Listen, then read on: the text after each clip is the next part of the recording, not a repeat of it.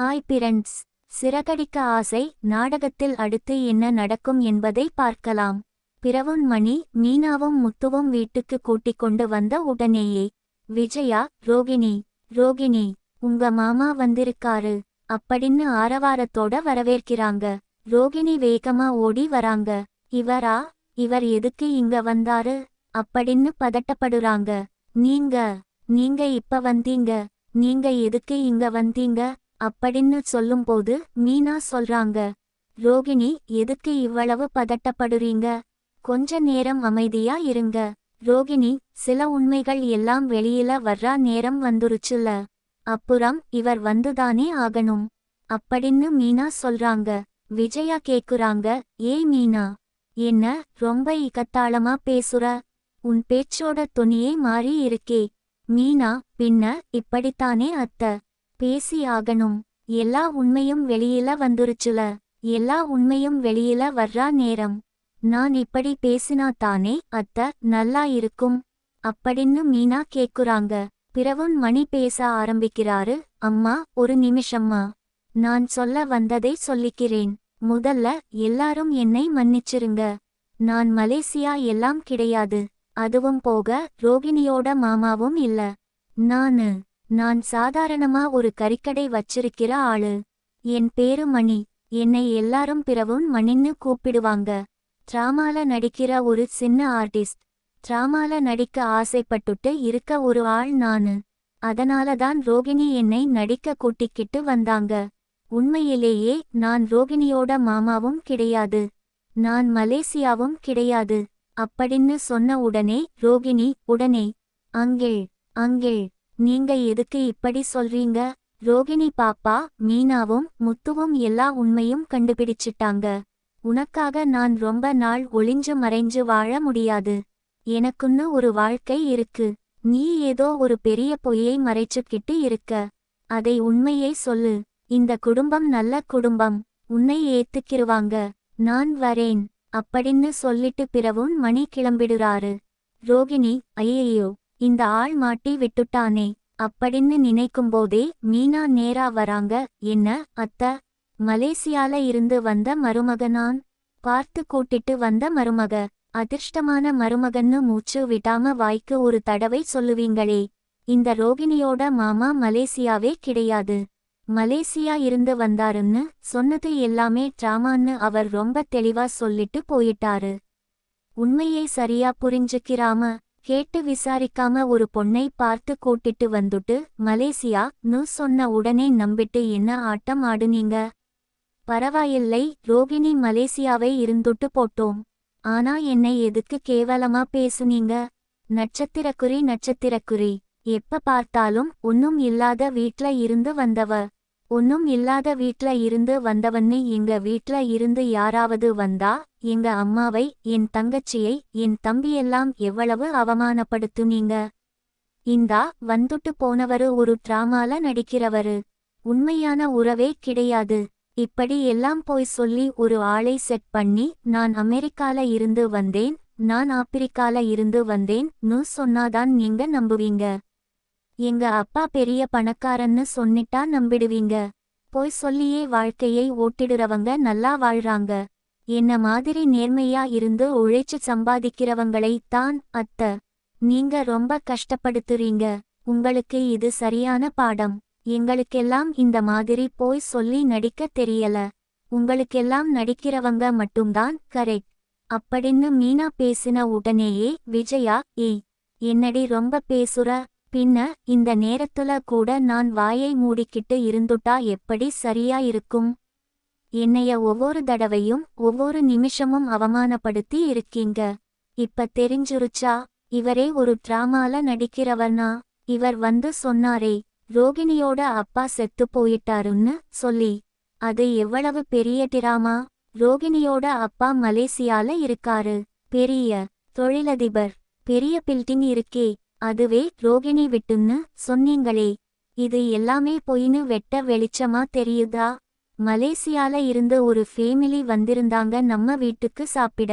அவங்கள கண்ட உடனே ரோகிணி பல்லு வலின்னு விழுந்தடிச்சு வீட்ல இருந்து ஓடுனாங்களே. வெளியில அவங்க இருந்தா மாட்டிக்கிற போறோம்னு சொல்லி அப்பவே சந்தேகம் வந்துச்சு. ரோகிணி, இந்த போய் மட்டும் கிடையாது, இன்னும் நிறைய போய் சொல்லி இருக்காங்க. மொத்தமா உங்களை உட்கார வச்சு மொட்டை அடிச்சு மிளகாயை அரைச்சு உங்க தலையில அப்பி இருக்காங்க. அத்த, உங்களுக்கெல்லாம் இவங்க தான் கரெக்ட். எங்களை மாதிரி நேர்மையா இருக்கிறவங்க எல்லாம் உங்களுக்கு அசிங்கமா தான் தெரியும் அத்த. அப்படின்னு மீனா பேசுன உடனே போதும், நிறுத்து, அப்படி அப்படின்னு விஜயா கோவப்படுறாங்க. உடனே அண்ணாமலை, விஜயா, நீ இப்ப எதுக்கு மீனா மேல கோவப்படுற? மீனா கேக்குறது சரிதானே, நீ பணப்பைத்தியம் புடிச்சு அலையுற பணக்காரின்னு ஒருத்தி சொன்ன உடனேயே உன் பையனுக்கு கல்யாணம் பண்ணி வச்சிட்ட. யாரு? என்ன? அவங்க அப்பா அம்மா? என்ன சொந்த ஊர் எது? எதையாச்சும் விசாரிச்சியா? இன்ன வரைக்கும் அவங்க சொந்தம்னு யாராவது ஒருத்தர் வந்திருக்காங்களா? மாமான்னு ஒரு ஆள் வந்தான், அவனும் டிராமா ஆர்டிஸ்ட். இனிமே இவங்க வீட்ல இருந்து யாராவது வந்தா அவங்க உண்மையான உறவா இல்ல டிராமால நடிக்கிறவங்களான்னு சந்தேகப்படத்தானே தோணும். இதுக்கு முன்னாடியே ரோகிணி அவங்க அப்பா பணம் அனுப்பினாரு மனோஜுக்குன்னு சொன்னாங்க. அதுவும் போய். அப்பாவோட நம்ம அப்பாவோட பணத்தை என்னோட பணம் 27 லட்சத்தை எடுத்துட்டு ஓடுன பணத்தை திரும்ப கண்டுபிடிச்சிருக்கான். அதை மனோஜ் போய் சொல்லலாம். இந்த பொண்ணு எதுக்கு அவங்க அப்பா அனுப்புனாங்கன்னு சொல்லுச்சு? அப்பவே உனக்கு சந்தேகம் வந்திருக்கணும். உங்க அப்பா அனுப்பாட்டி அப்ப உங்க அப்பா யாரு என்னன்னு நீ விசாரிச்சிருக்கணும். எதையுமே விசாரிக்கல அப்படின்னு அண்ணாமலை கேக்குறாரு. மீனா சொல்றாங்க, ஆமா மாமா, நான் விசாரிச்சுட்டேன். பார்வதி ஆண்டி கிட்ட விசாரிச்சேன். ரோகிணியோட அப்பா மலேசியால இருக்காங்கன்னு உங்களுக்கு தெரியுமான்னு கேட்டேன். அதெல்லாம் தெரியாது. எனக்கு மசாஜ் பண்ணதான் இந்த பொண்ணு வந்துச்சு. விஜயா கிட்ட அவங்க அப்பா மலேசியால இருக்காருன்னு சொல்லுச்சு அப்படின்னு. கிட்டத்தட்ட இவங்கள பத்தி யாருக்குமே எந்த விவரமும் தெரியல. இவங்களுக்கு உறவுன்னு யாருமே இல்லை. மாமா, இவங்கள சுத்தி ஒரு மர்மம் மட்டும்தான் இருக்கு. எத்தனை போய் சொல்லி இருக்காங்களோ இதுவரைக்கும். இந்த ரோகிணியை வச்சு நிறைய பிரச்சனை வந்திருக்குது மாமா. மனோஜ் ரொம்ப பெரிய படிப்பாளி, படிச்சவர்னு எல்லாம் சொன்னாரே. ரோகிணி போய் சொல்றாங்க. வாயை திறந்தாலே போய். அதுல ஒரு விஷயத்தை கூட கண்டுபிடிக்க தெரியல இந்த மனோஜுக்கு. இந்த ஆளெல்லாம் படிச்சு என்ன பிரயோஜனம்? நல்ல வேளை நான் இந்த ஆளை கல்யாணம் பண்ணிக்கல. கல்யாணத்தை அன்னைக்கு இந்த ஆள் ஓடிப்போனப்ப ரொம்ப வருத்தப்பட்டோம். ஆனா இப்ப ரொம்ப சந்தோஷப்படுறேன். உண்மையான மனுஷனை நான் கல்யாணம் பண்ணிக்கிட்டேன். எங்க கல்யாணம் பரிதாப கல்யாணம் கிடையாது. இப்ப மனோஜையும் ரோகிணியையும் பார்க்கும்போதுதான் பரிதாப கல்யாணம் மாதிரி பாவமா பரிதாபமா தோணுது. போய் சொல்லி ஏமாத்தி ஒரு பொண்ணு உங்களை ஏமாத்தி இருக்கா. மொத்தமா அம்மாவும் பையனையும் ஏமாந்து இருக்கீங்க. அவமானத்துல தலை குனிஞ்சு நிக்கிறீங்க அப்படின்னு மீனா நாக்க புடுங்குற மாதிரி கேக்குறாங்க. விஜயாவுக்கு ஆத்திரமா வருது. ஏய் ரோகிணி, பார்த்தியா இவ என்னென்ன பேசுறான்னு பார்த்தியா? இந்த பூ கட்டுறவ அப்படின்னு விஜயா பேசும்போது, அத்த, இன்னும் ஒரு முறை இப்படி பேசுனீங்க அவ்வளவுதான். பூ கட்டுறது என்னோட தொழில். தொழிலை பத்தி ஏன் கேவலமா பேசுறீங்க? பூ கட்டுனா கூட கையால பூ கட்டுறேன். மணக்குது. யாரு காலையும் பிடிக்கல அப்படின்னு மீனா பேசுறாங்க. இனிமே இந்த மாதிரி என்னை சொல்லாதீங்க. என் தொழிலை கேவலமா சொல்லி பேசுறீங்க அப்படின்னு மீனா அதட்டுறாங்க. விஜயாக்கு ஆத்திரமா வருது. ரோகிணி, அப்படின்னா உங்க மாமா சொல்லிட்டு போனது சாரி இந்த வந்த ஆள் சொல்லிட்டு போனது உண்மையா? அப்படின்னா உனக்கு அப்பான்னு யாருமே இல்லையா? அப்படின்னு கேட்கும்போது ரோகிணி அழுதுகிட்டே சொல்றாங்க, ஆண்டி, இல்லைங்க ஆண்டி. அது வந்து எனக்கு மனோஜ் ரொம்ப பிடிச்சிருந்துச்சு. மனோஜ் நான் லவ் பண்ணேன் ஆண்டி. மனோஜ் எப்படியாவது கல்யாணம் பண்ணிக்கணும்னு நினைச்சேன். உங்களுக்கு பணக்கார பொண்ணை கல்யாணம் பண்ணணும் மனோஜுக்கு அப்படின்னு நீங்களும் பார்வதி ஆண்டியும் பேசிட்டு இருக்கீங்க. இருக்கும்போது மனோஜுக்கு பணக்கார வீட்ல இருந்து பொண்ணு கட்டணும்னு ஆசைப்படுறீங்கன்றது புரிஞ்சுச்சு. அதனாலதான் ஆண்டி இப்படி போய் சொல்லிட்டேன்.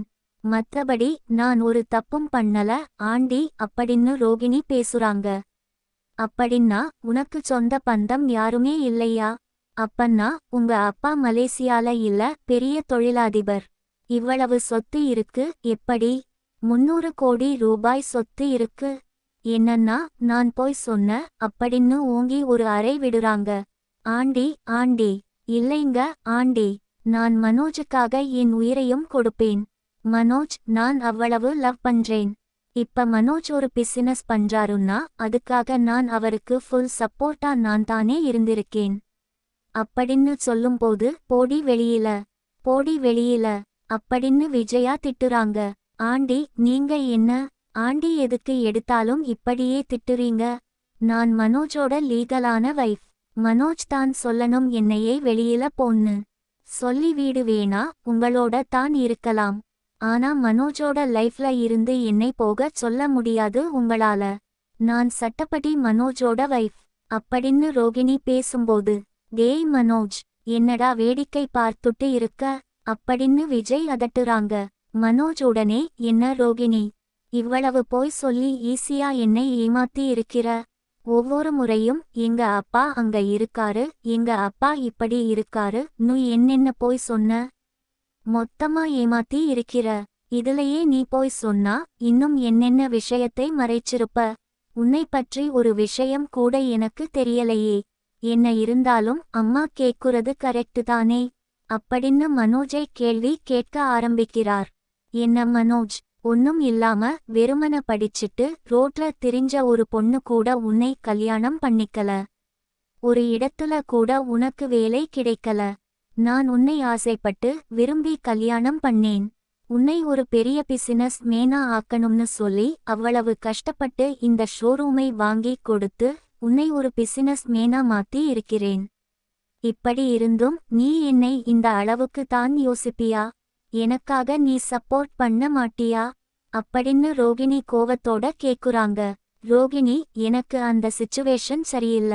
நான் ஏற்பாடு பண்ணி இந்த கல்யாணத்தை விட்டுட்டு ஓடுனேன்.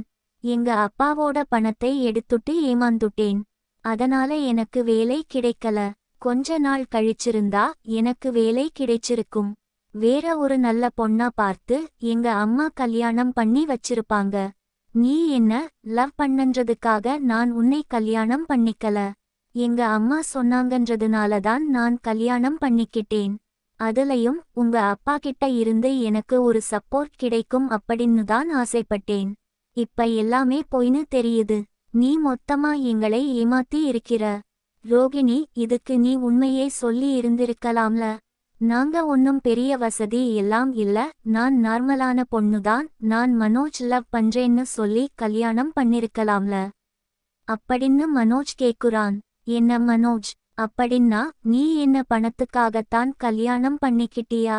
உங்க அம்மா மாதிரி நீயும் ஒரு பணப்பிசாச்சா? அப்படின்னு ரோகிணி கோவப்பட்டு கேட்டோம்னா விஜயா ஓங்கி ஒரு அறை விட்டுட்டு என்னை பார்த்து பணப்பிசாசுன்னு சொன்னியாடி? அப்படின்னு தலைமுடியை பிடிச்சு வீட்டை விட்டு வெளியில போ அப்படின்னு துரத்துறாங்க. யாரு பணப்பிசாசு? யாரு பணப்பிசாசு? நீதான்.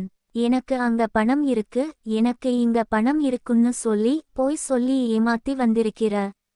இனி நீ என்ன பேசினாலும் இந்த வீட்ல உனக்கு மரியாதை இருக்காது. முதல்ல வீட்டை விட்டு வெளியில போயிடு. உன் மூஞ்சிய பார்க்கவே பிடிக்கல. அப்படின்னு விஜயா வெளியில தள்ளுறாங்க. இப்படித்தான் போலாம் பிரெண்ட்ஸ். மக்களை லைக் பண்ணுங்க, ஷேர் பண்ணுங்க, கமெண்ட் பண்ணுங்க. Thank you friends.